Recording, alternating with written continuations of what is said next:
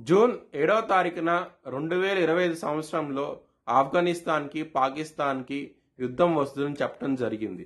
October 8వ తారీఖున ఆఫ్ఘనిస్తాన్కి పాకిస్తాన్కి యుద్ధం వచ్చింది. ఈ లింక్ అనేది కింద డిస్క్రిప్షన్లో ఇస్తున్నాను. జై శ్రీరామ్. 2022 నుంచి 2025 అక్టోబర్ వరకు మొత్తం 19 ప్రెడిక్షన్స్ అనేవి నేను చెప్పినట్టు జరిగినాయి. అవన్నీ కింద డిస్క్రిప్షన్లో ఇవ్వటం జరుగుతోంది. తులారాశికి అధిపతి శుక్రుడు. తులారాశిలో స్వాతి 4 పాదాలు, విశాఖ 1, 2, 3 పాదాలు, చిత్త 3, 4 పాదాలు ఉంటాయి. ఈ నక్షత్రం వాళ్ళందరికీ నేను ఏం చెప్పే వార ఫలితాలు వర్తిస్తాయి. తులారాశి వారికి దశమంలో గురువు గారు యోగిస్తున్నారు, శని 6వ స్థానంలో యోగిస్తున్నారు, లాభస్థానంలో కేతువు యోగిస్తున్నారు. 3 గ్రహాలు యోగిస్తున్నాయి. చాలా బాగుండబోతోంది. మీరు కనుక హనుమాన్ టెంపుల్కి వెళ్తే కనుక మీకు చాలా చాలా మంచి ఫలితాలు ఉంటాయి. గోధుమలు కనుక దానం చేస్తే కనుక బ్రాహ్మణుడికి ఇంకా మంచి ఫలితాలు ఉంటాయి. బుధవారం రోజున ముఖ్యమైన పనులు స్టార్ట్ చేస్తే కనుక ఖచ్చితంగా విజయం సాధిస్తారు.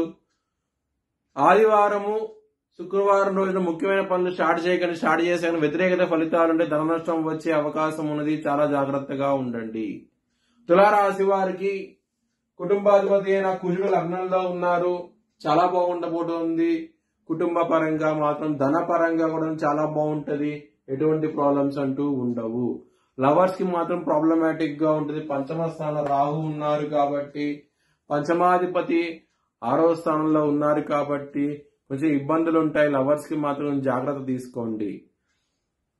శత్రువులు అనే వాళ్ళు చాలా అధికంగా ఉంటారు. విపరీతమైన శత్రువులు ఉంటారు. ఈ వారంలో మాత్రం జాగ్రత్త తీసుకోండి. కాల భైరవాష్టకాన్ని చదువుకోండి. చాలా చాలా మంచి ఫలితాలు ఉంటాయి. హెల్త్ పరంగా యాంగ్జైటీ, డిప్రెషన్స్, బీపీకి సంబంధించిన విషయాలు, పొట్టకి సంబంధించిన విషయాలతో ఇబ్బంది పడే అవకాశం ఉన్నది. కొంచెం జాగ్రత్త తీసుకోండి. మ్యారేజ్ పరంగా చాలా బాగుండబోతోంది. సప్తమాధిపతి అయిన కుజుడు లగ్నంలో ఉన్నారు కాబట్టి మీకు మ్యారేజ్ పరంగా ఎటువంటి ప్రాబ్లమ్స్ అంటూ ఉండవు.